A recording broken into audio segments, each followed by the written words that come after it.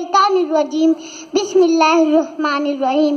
میری طرف سے سبزی وقار مہمانان کو السلام علیکم رحمۃ اللہ وبرکاتہ. آج مجھے اس موضوع پر تقریر کرنے کا موقع ملا ہے، وہ پیغمبر اسلام دنیا کا کامل ترین انسان کیوں. عزیز دوستو، ہر ملک میں، ہر قوم میں، ہر زبان میں کتنے لاکھ انسان خدا کا پیغام لے کر آئے.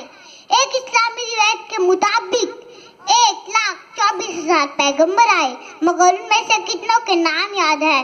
جتنوں کے نام یاد ہے ان کے حال جانتے ہیں، مگر حضرت محمد صلی اللہ علیہ وسلم سب سے آخری میں آئے اور سب کے سردار ہیں.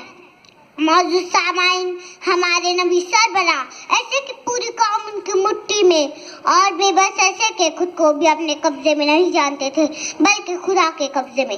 دولت ایسے کہ کسانوں کے کسانے اونٹوں پر لادے ہوئے ان کے دار حکومت میں آ رہے ہیں، اور محتاج ایسے کہ مہینوں مہینوں ان کے گھر چولہا نہ جلتا تھا. کئی دن پر فاقے گزر جاتے تھے.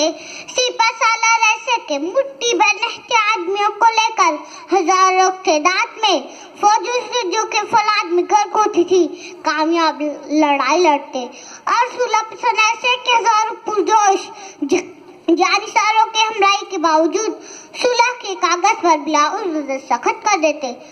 شجاعت اور بہادر ایسے کہ ہزاروں مقابلے میں تنے تنا کھڑے ہوتے، اور نرم دل ایسے کہ کبھی انہوں نے انسانی خون کا ایک قطرہ بھی اپنے ہاتھوں سے نہ بہایا. تعلق ایسا کہ عرب کے ذرے ذرے کی ان کا فکر، غریب و فلس مسلمان کی ان کا فکر، درگزر ایسا کہ بے مثال.